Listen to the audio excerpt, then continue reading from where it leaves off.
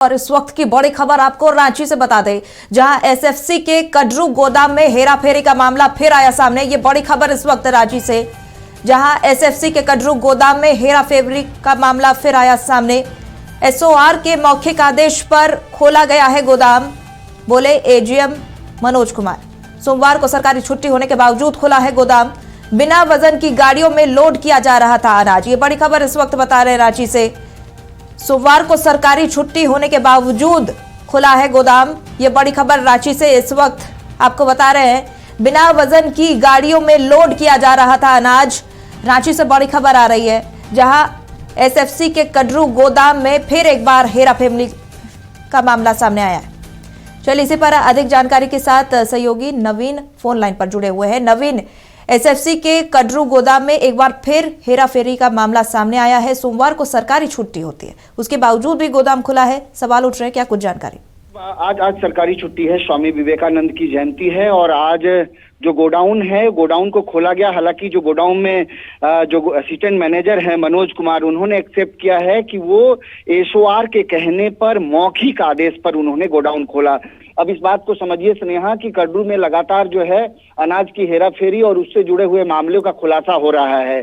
अभी लगातार हम लोग इस पर खबर भी चलाए थे। अब नया और अब बड़ा अपडेट यही है कि आखिर मौखिक आदेश पर कैसे कोई सरकारी गोदाम को इस तरह से खोल सकता है, जहां पर हजारों क्विंटल जो है अनाज हो, और जब सरकारी छुट्टी है तो मौखिक आदेश पर कैसे जो है वहां पर बोरों का वजन हो सकता है, माल लोड हो सकता है, माल को भेजा जा सकता है। आखिर इसकी जवाबदेही कौन लेगा? हालांकि इस पूरे मामले पर जो है एजीएम कुछ भी कहने से बच रहे हैं। कैमरे के सामने उन्होंने स्पष्ट कहा है कि ये जो है मौखिक आदेश था, और मौखिक आदेश क्या, सरकारी नियमों में कहीं पर मौखिक आदेश जैसा कोई शब्द जो है वो दर्ज है? अगर नहीं दर्ज है तो निश्चित तौर पे ये संदेह से भरा हुआ मसला है। और निश्चित तौर पे पिछले 2-3 दिनों में जो कड्रू जो एसएफसी का जो मामला हम लोगों ने उठाया है, और जिस तरीके से अनाज की जो हेराफेरी से जुड़ा हुआ जो मामला है लगातार, आप देखिए कि डीएसडी की गैर मौजूदगी में, चूंकि कोई डीएसडी नहीं है, इसके बावजूद जो है ये तमाम चीजें जो है इस वक्त एसएफसी के गोडाउन में हम लोगों को देखने को मिल रही है। हालांकि काफी संख्या में लेबर हैं, लेबर का अपना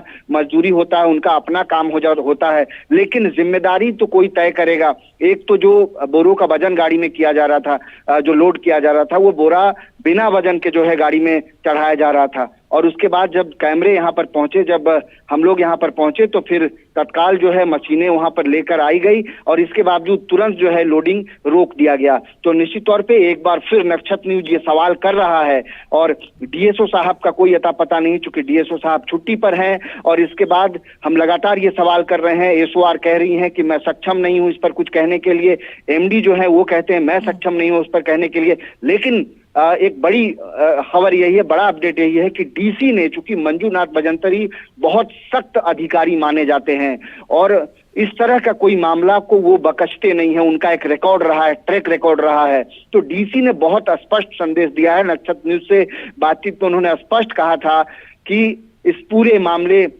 की जानकारी मिली है, और इस मामले पर उन्होंने एसओआर और डीएसओ से प्रतिवेदन मांगा है। तो निश्चित तौर पे जो गंभीर मामले हैं, इस पर प्रतिवेदन मांगा गया है।